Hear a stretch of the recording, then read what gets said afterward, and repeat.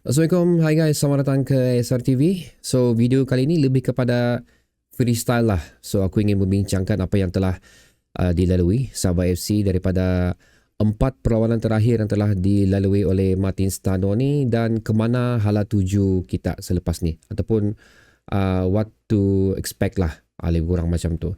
So aku memerhatikan apa yang telah diberikan oleh Martin Stano, apa yang cuba disampaikan dan diterapkan dalam taktikal Martin Stano di dalam 4 perlawanan terakhir bersama Sabah FC ini.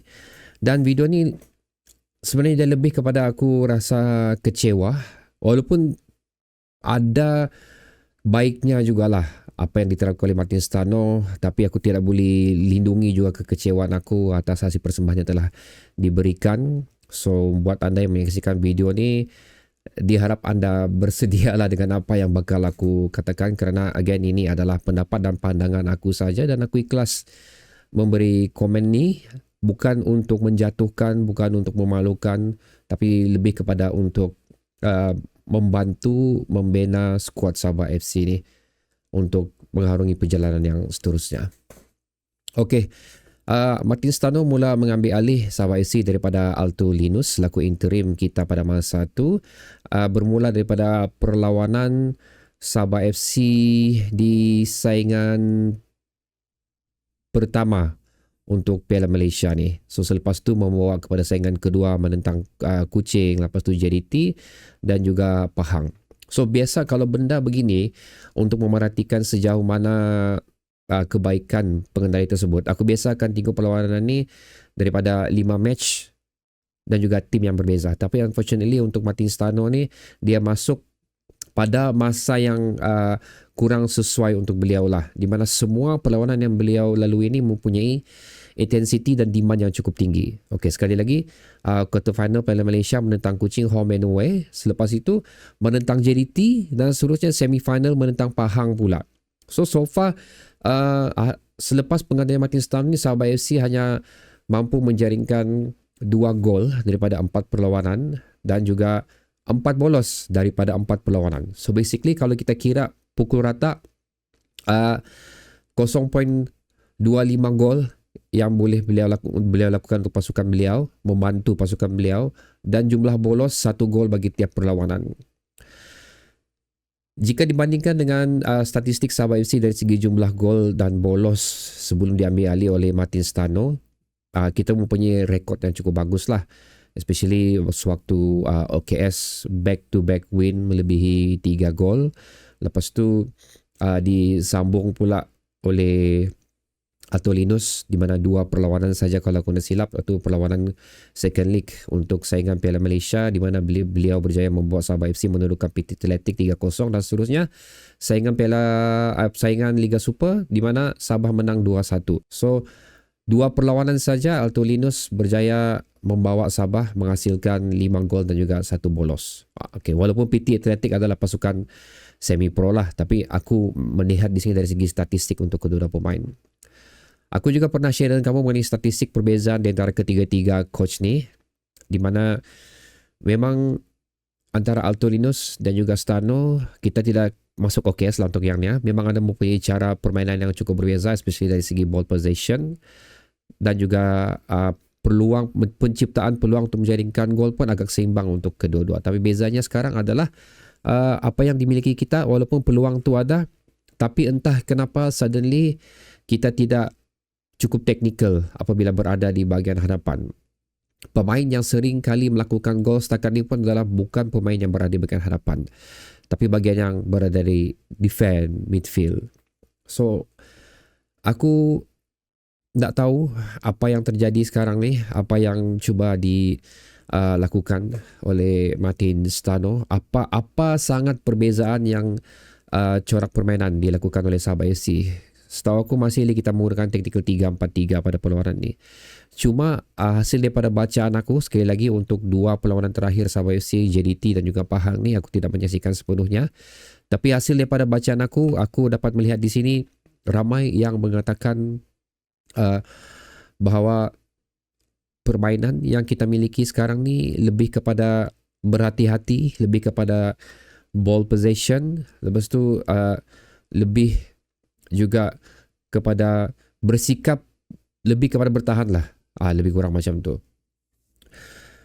Aku dah memberi satu komen untuk komen daripada komentar di ruang komentar video sebelum ni, di mana aku mengatakan daripada pemerhatian aku sudah merasakan bahawa Martin Stano ni masih lagi terbawa-bawa dengan tugas lama beliau, iaitu selaku jurulatih kecergasan Sabah FC. So aku membuat kesimpulan dan melihat yang Martin Stano lebih mengutamakan stamina pemain untuk dapat dan mampu kekal bermain pada pada keseluruhan permainan lah, especially untuk pemain-pemain utama. Kerana beliau ni memang seringkali menggunakan our first starting 11 berada di kesebelasan utama beliau kalau boleh. So that's why kenapa aku nampak sangat kenapa beliau ni lebih suka untuk reserve stamina pemain ni. So membawa kepada perlawanan JDT, aku ada katakan pada video sebelum ni juga, aku melihat first half memang cukup bagus. Ada nampak sangat keinginan untuk beraksi dalam perlawanan tersebut, tapi again apa yang melemahkan kita adalah pada minit ke-51 gol pertama dilakukan dan seterusnya 3 gol selepas tu, dan nampak kepincangan dari segi stamina lah. So di situ aku nampak keperluan apa yang cuba dimainkan oleh Stano. Tapi apabila masuk ke perlawanan Seri Pahang menentang Seri Pahang Piala Malaysia di Stadium Likas lagi, especially ni guys, aku amat terkejut seolah-olah benda yang sama digunakan oleh Martin Stano pada perlawanan ni. Aku tahu ini adalah perlawanan timbal balik. Aku tahu kita ada 90 minit seterusnya untuk perlawanan ni. Tapi apa yang aku perhatikan di sini, kenapa kita tidak mengambil peluang awal untuk memberikan kita selesa mendahului perlawanan ni apabila beraksi ke perlawanan timbal balik seterusnya, especially perlawanan ni adalah perlawanan away untuk Sabah FC. Lebih kurang macam tu. So kalau aku melihat perlawanan first leg perlawanan ni di Stadium Likas, aku akan all out lah untuk perlawanan ni. Pasal this is our kubu, this is our, bilang orang, di sinilah tempat kita sepatutnya memberikan persembahan yang sebaiknya, merebut peluang apa-apa chances sebaiknya, kerana kita beraksi di halaman kita sendiri. So adakah taktikal untuk membawa permainan ini sebenarnya ke Stadium Temerloh baru kita ingin berhabis? Aku rasa kalau itu yang cuba dilakukan, is a big mistake dan salah satu perancangan yang silap lah. Kerana kita perlu advantage untuk mengundi perlawanan tersebut. Kita perlu support untuk mengundi perlawanan tersebut. Dan support yang terbaik selain daripada memiliki pemain yang mempunyai, bagi aku pemain Sabah FC semuanya perfect sekarang ni. Kita mempunyai kesebelasan yang terbaik. Ada 1, 2, 3 pemain jugalah sebenarnya yang kalau kamu mau aku mention, sebenarnya aku nak berpuas hati. Tapi basically kita mempunyai squad depth yang cukup bagus pula dalam squad Sabah FC ni lah. Walaupun perlawanan JDT tu aku mengatakan squad depth kita tak cukup bagus kerana aku membandingkan dengan level JDT. Tapi selain daripada JDT, jika dibandingkan dengan tim-tim yang lain, kita mempunyai starting 11 yang cukup bagus, dan begitu juga dengan squad depth yang cukup bagus, mampu untuk menggantikan mana-mana pemain yang kemungkinan besar cedera atau perlu diganti oleh kerana tidak cergas untuk perlawanan ni. Dan again lah, aku agak kecewa kerana peluang tersebut tidak diambil dengan sepenuhnya. Pasal aku believe semua coach akan melihat perlawanan tu daripada satu match ke satu match.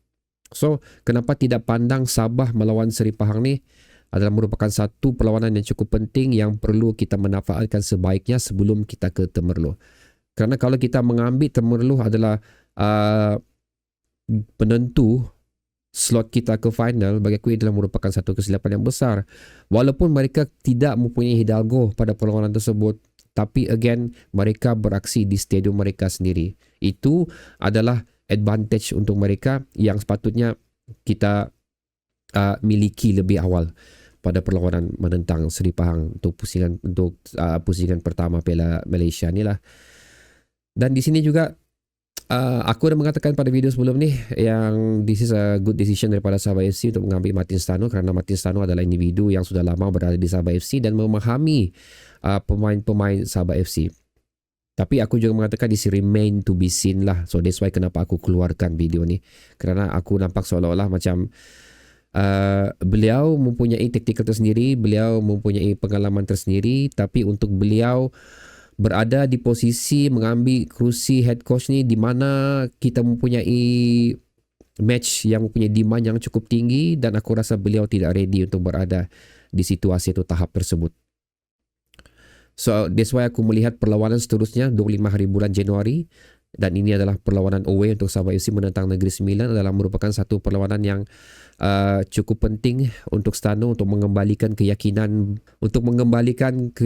pemain terhadap beliau, dan juga of course untuk aku dan juga anda selaku penyokong Sabah FC untuk memberi kepercayaan kepada Stano mengemudi Sabah FC lah. Dan sekali lagi bagi aku kesilapan yang besar lah untuk perlawanan menentang Seri Pahang ni, kerana tidak all out untuk merebut peluang yang sepatutnya kita boleh miliki pada perlawanan ini, dan memberikan kita keselesaan pada perlawanan yang seterusnya. Jadi basically what I'm trying to say is, sekarang ni kita tidak mempunyai mastermind yang cukup bagus lah untuk berada di tepi padang, memberi tunjuk ajar dan juga apa yang perlu dilakukan untuk certain situation di mana Sabah FC amat memerlukan seorang yang cukup berpengalaman seperti mana kita miliki sebelum ni, iaitu OKS lah. Bukan aku mau menyalahkan siapa-siapa dalam ni, tapi again, kalau mahu melihat Sabah FC terus maju dalam saingan bola sepak tempatan kita ni, ini adalah benda utama yang perlu diperbaiki dahulu, iaitu siapa yang berada di kursi head coach Sabah FC ni. Okay, itulah dia guys. Benda yang aku ingin share sama kamu. Aku fikir betul-betul dulu sebelum aku keluarkan video ni, kerana ianya amat penting untuk aku, kerana aku ingin melihat Sabah FC terus berjaya mengemudi perlawanan yang seterusnya. Ada berbaki 1, 2, 3, 4, 5, 6, 7, 8 perlawanan lagi, termasuk Piala Malaysia dan juga saingan Liga Super. Of course aku mengharapkan kita kekal untuk berada di top 3. Cuma aku risau ni kerana hasil daripada 4 perlawanan terakhir ni, ia menunjukkan macam kita punya level tu jauh lah sebelum perginya satu ikon yang besar untuk Sabah FC ni. Jadi bagaimana pula pendapat anda tentang apa yang aku kongsikan ni? Adakah anda rasa aku terlalu awal untuk memberi komen tersebut, dan sebaliknya perlu melihat at least 2 atau 3 perlawanan lagi sebelum membuat keputusan yang aku katakan sebentar tadi? Letakkan komen anda di ruang komentar di bawah, kerana aku juga ingin mendengar apa pendapat anda status Sabah FC sekarang ni. Berjumpa lagi video seterusnya guys. Assalamualaikum.